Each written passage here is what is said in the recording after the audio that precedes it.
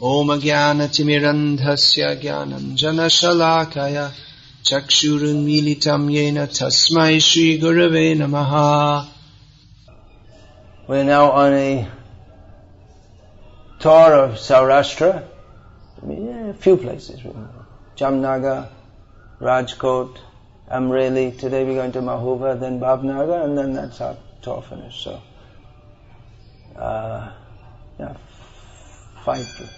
five places. Of course, it's a huge area with a large population. Saurashtra itself has more population than that of many countries of the world.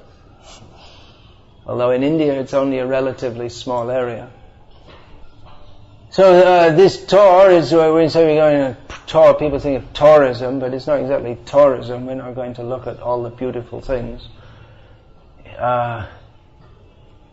But we're touring for the sake of spreading the mission of Chaitanya Mahaprabhu.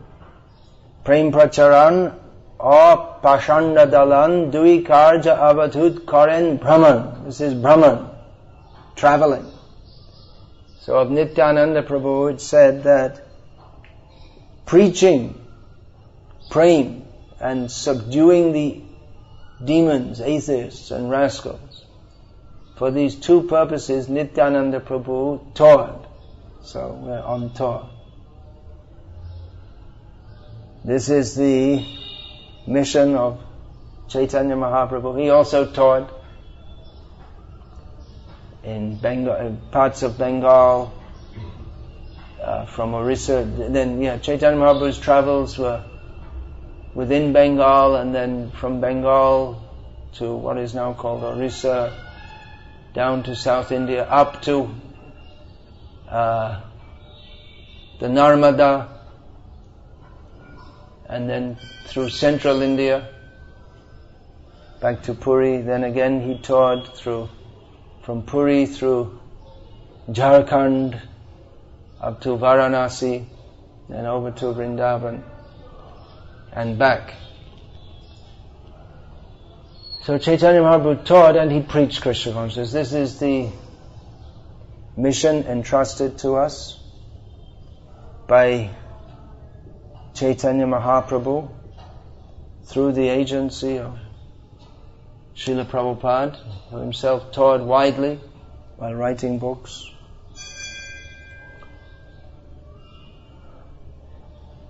So we have, as members of this Krishna conscious movement, we are enjoined Janma Sarthak Kari Karo Para Upaka, to make our lives successful by Krishna consciousness and to act for the benefit of others by preaching Krishna consciousness. So both of these things have to go on side by side. It's not that we say, first of all I'll read all the books of all the Goswamis and then I'll memorize them all and then I'll preach. Well, we won't have time in our life. And in the meantime, ahani bhutani gachandeha yamalayam. Every day, millions of people are going to hell.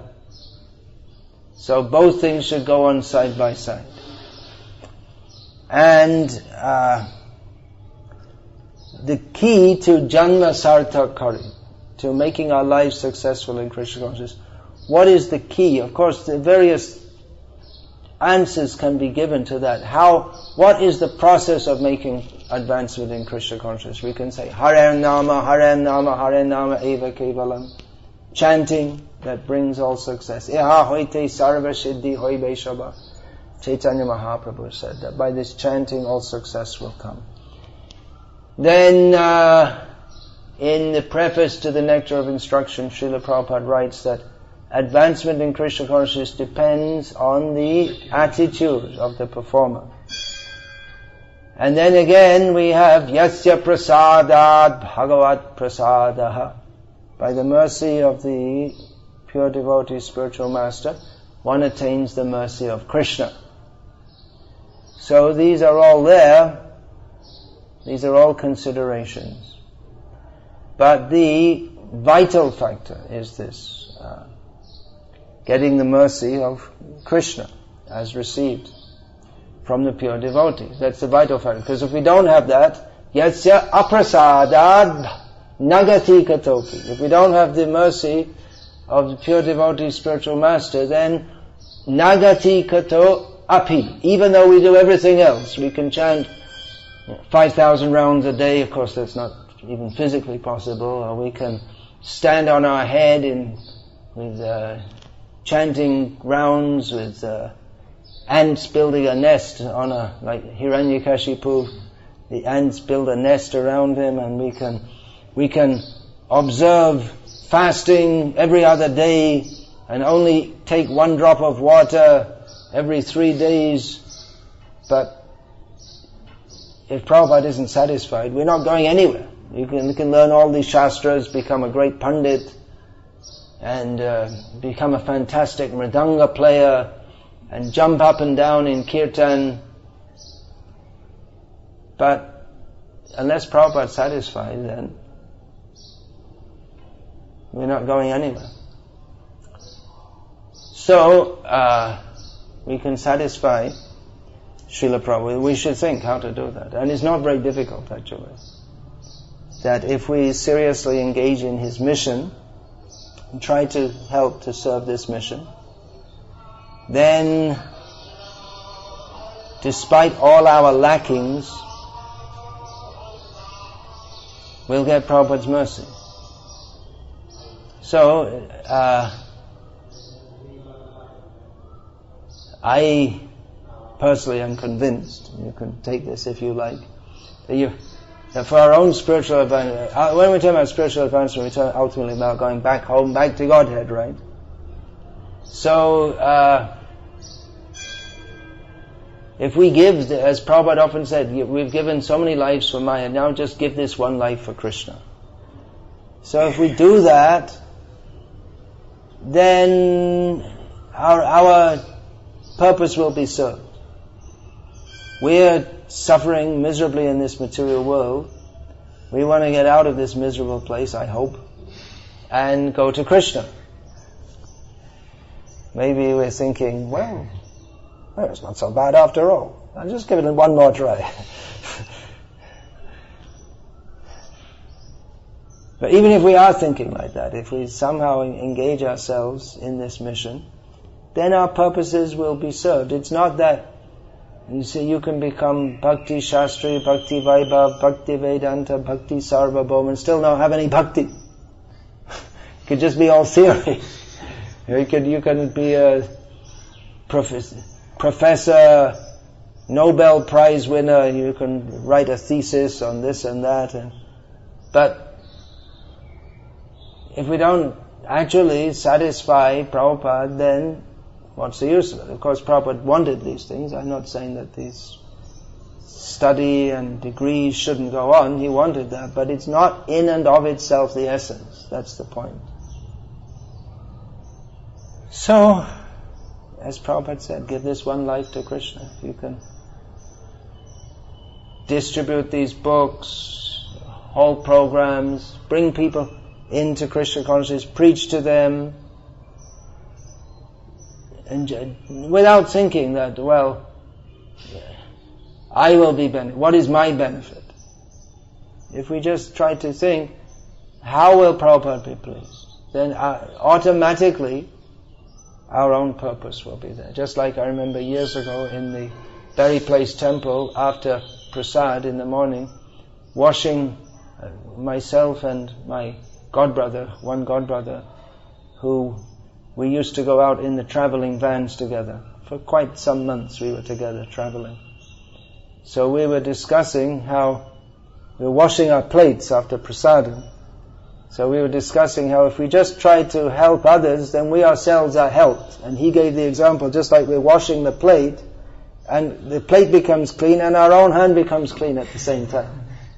He saw that example. So, of course, you have to physically clean your hand also, but a lot of it's already done just by cleaning the plate, right? Your hand also becomes clean. So, if we do that, if we try to do something for the benefit of others, then we ourselves also become benefited. Simple formula. You can do that, that's all. Of course, when you get old, you can retire to a holy place. Or like Prabhupada, just keep on going until the body no longer cooperates. But certainly, just like one devotee asked Prabhupada, Prabhupada, are we going to go back to Godhead? Are we actually going to go back to Godhead? Prabhupada said, well, why not? You see, we're making so much effort to help others to go back to Godhead, then why will Krishna not take us? So that's the formula. There are many things we could do. We could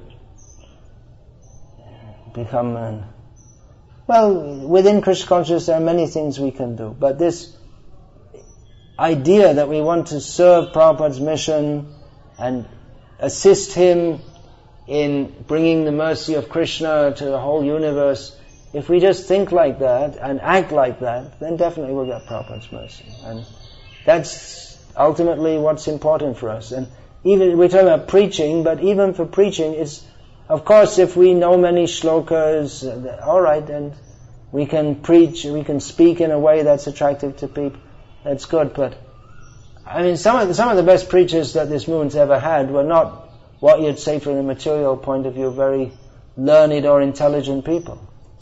Like Tribhuvanath Prabhu in England, he never had any position like sannyasi or GBC. I think he was town president for a short time in London. I think he was only about 17 years old or something, and they made him the town president. The Prabhupada called all the senior devotees who started, he called them all off to India. And then Dhananjay became the president, and then he went off to Rome. And Tribhuvanath, he was like 17, or he joined when he was 15, and they made him the town president for a short time, because he didn't stay in one place very long anyway. He was always traveling. But I mean, he wasn't what you'd call the scholarly type, but he preached to all kinds of people, and he convinced all kinds of people, because Krishna gave him the intelligence how to do so. In England, traveling for some time, he left England just before I joined there. And devotees were always talking about him. He was the cousin brother of Vishnu Jan Swami, Revati Nandan Swami. So he was traveling all over the colleges and universities, giving lectures. He'd never studied science. And most of our devotees, they didn't study much of anything. But the college dropouts, this and that.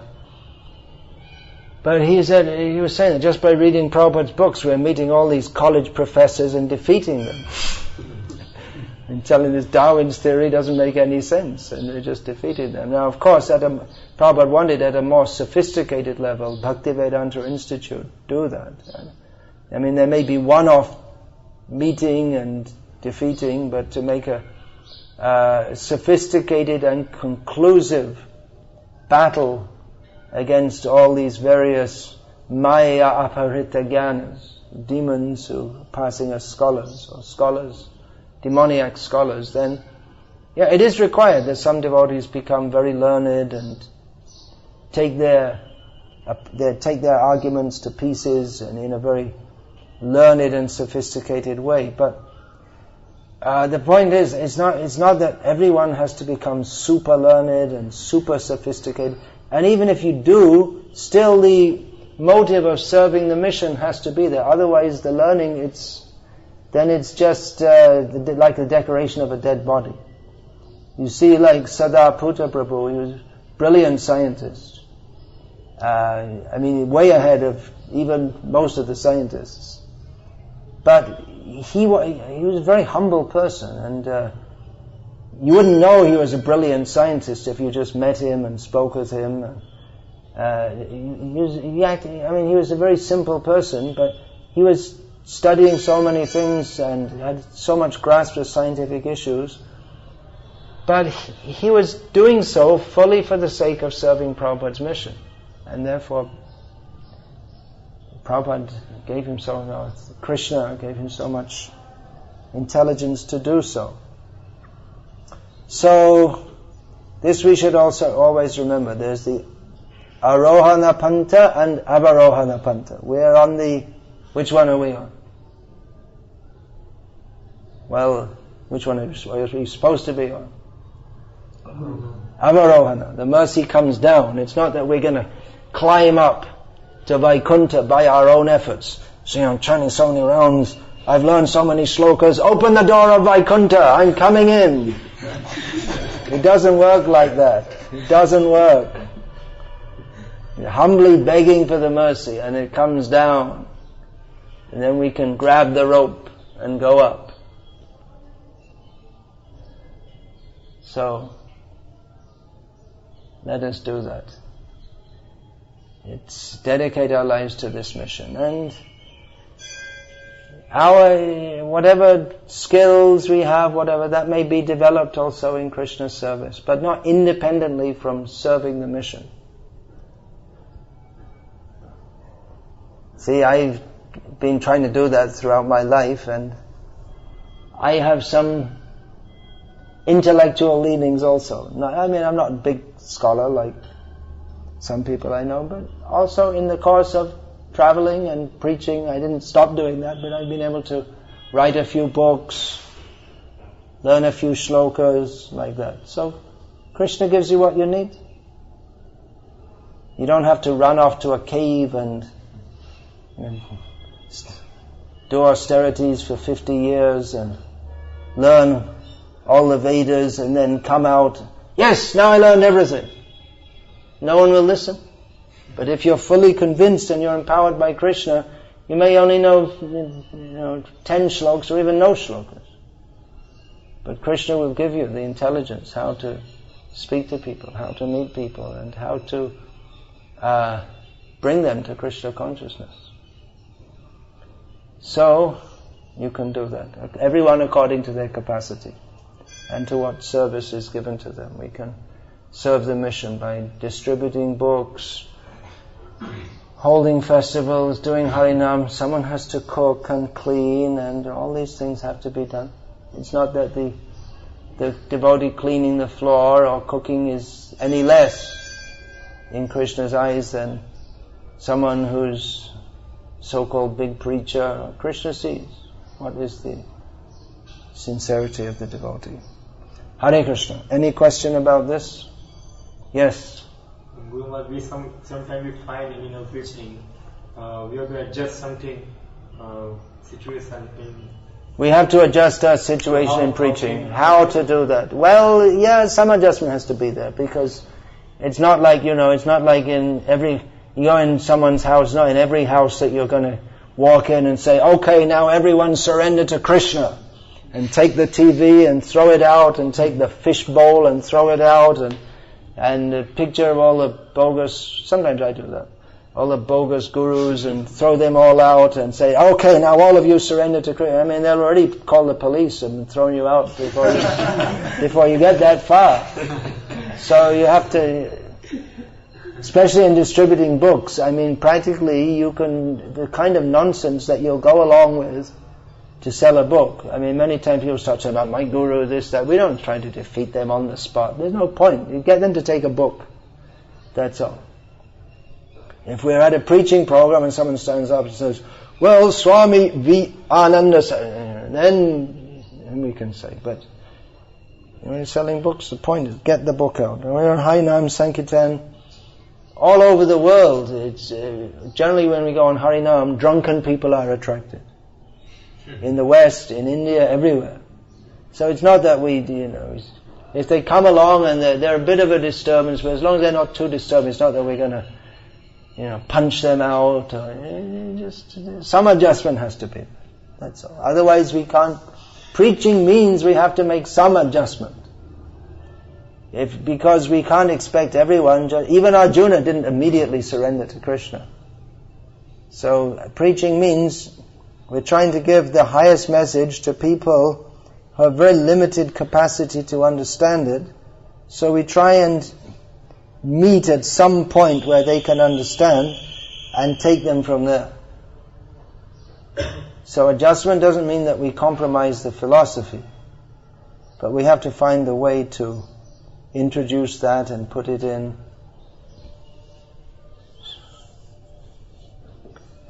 Yeah, his whole material world means adjustment to We have bodies that we are forced to live in. We don't have any choice. If the body's sick or tired, or we may not be able to perform devotional service at the level that we'd like to. So, adjustment is always there. Adjusting our Krishna consciousness to the circumstance we find ourselves is one thing. Compromise is something else. Compromise is when we no longer adhere to the principles of the philosophy. When we change that. Adjust means that we can, just like in a battle, sometimes you may, when two armies are fighting face to face, sometimes you may give up a position with the idea of regrouping, or you bring two wings of the army together to make one solid phalanx. So there's an adjustment, but it's not that you gave up, but you're just finding the best way to fight the battle, that's all. But compromise means that practically you gave up the battle. Yeah, anything else? Well, sometimes in arguments opponents go to the extreme that you say that is killing animals is terrorism and it's we should take meat, and same time you're saying that living entities, trees and all, they are also living entities and you are killing them too. The old argument of killing animals, but you're also killing plants. So we can tell them, it's so nice that you're compassionate upon the plants. But then why are you killing animals if you're compassionate upon the plants? If you're so compassionate. Anyway, this is, can someone tell the answer? I mean, this is one of these FAQs, frequently asked questions. You haven't heard this answer to this before? I find because we can't present on Shastra these things because... Well, the first thing is that in eating plant life, a lot of the times it's not killing. When you eat an apple, you don't kill the tree. When you eat grains, the grains are harvested after the plant has already died, right? So in that case, you're not killing. When you drink milk, you're not killing the cow. So in many cases, you're not killing. But you can quote Shastra. Jivo jivasya jivanam. It's life lives on life. So we can't equate pulling a vegetable out of the ground with slaughtering animals, because the level of consciousness, there is pain. That's accepted that there is pain. But the level of consciousness of a carrot and of a cow, there's a great difference. And if you can't see that, then you're not much more sentient than a carrot yourself. But yes, that's true. Therefore, Shastra says that we should take only our quota and no more. What's that verse in Ishopanishad? Isha vasimiram sarvam yat kinchit jagatang jagat tena taktena bunjita. Bunjita means what? To consume. Magridha kasya svidhanam. So we should not consume more than our quota. Another point is that we have to offer everything for the pleasure of Krishna. But we don't kill unnecessarily. Nor do, even plants, this whole idea that you're just wasting food, that's also sinful. Don't take more than is required. But people who ask that are pretty stupid, actually, because obviously the level of consciousness between a carrot and a cow and the pain that a cow suffers when slaughtered is obviously on a different level to that of a carrot. Yes, one more again. Jains are hypocrites. Jains are hypocrites. They say, well, we won't take the potato because it's under the ground and then you disturb the worms. But they're using oil. They drive in cars. The oil comes from much more disturbance to the earth by taking out oil than by taking out potatoes. So they're hypocrites. Just tell them you're a hypocrite.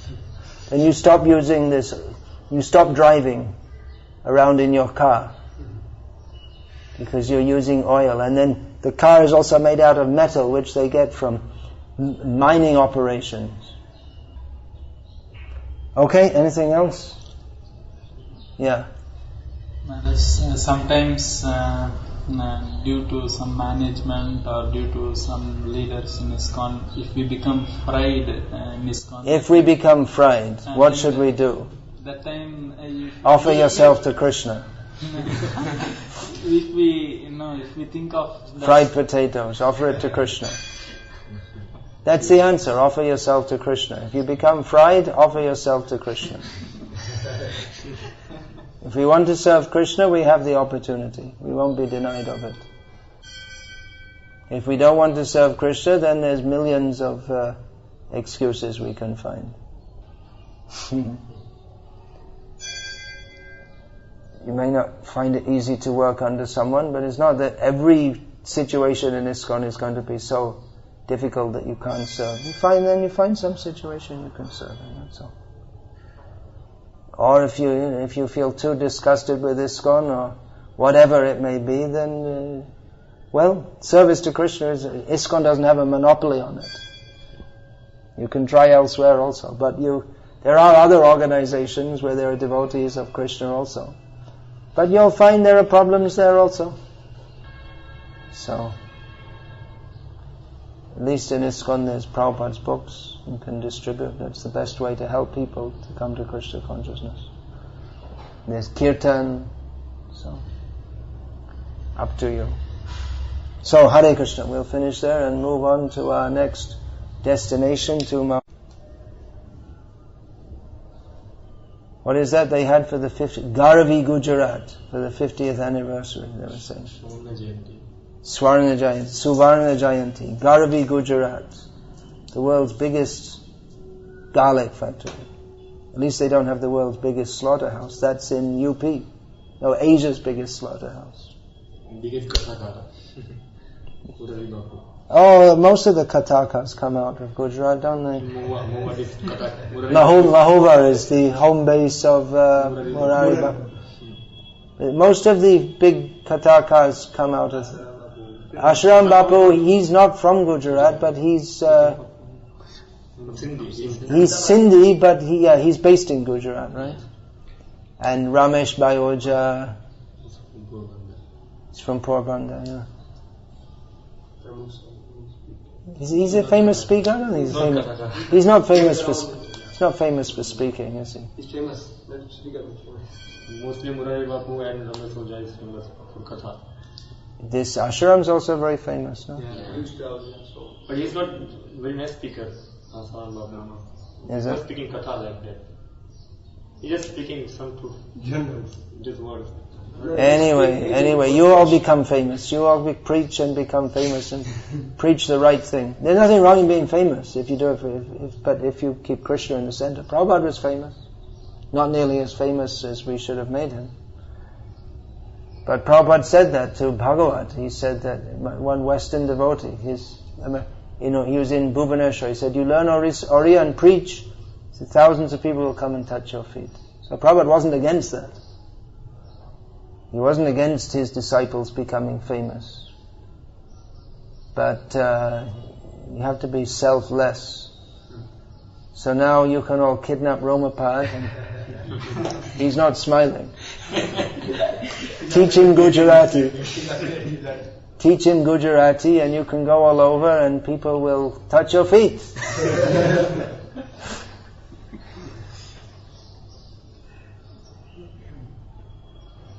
And if you like, you see there are many beautiful girls in Gujarat. You can have one nice, beautiful wife. But I don't recommend it.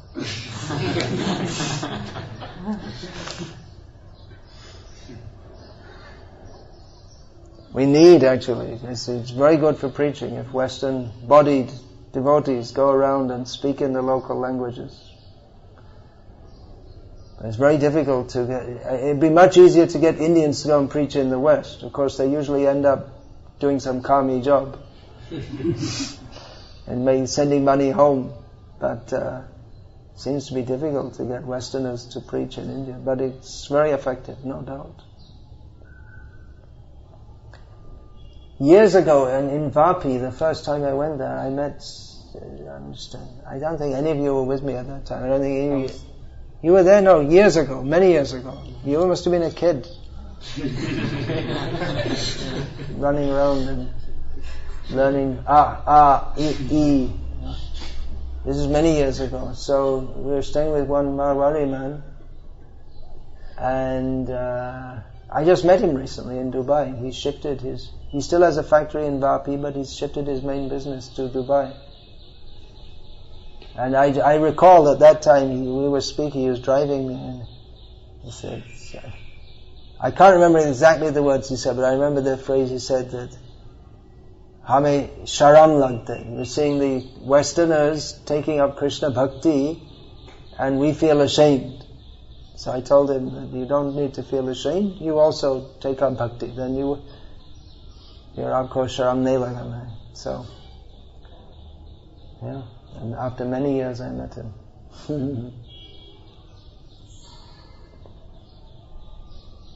So, yeah, we can try and bring more Westerners. You have to, it's a bit difficult for them sometimes to fit in, so you have to be a little tolerant of them, and the culture is different and this and that, but they can just being there with tilak and chanting Hare Krishna, that in itself is good preaching.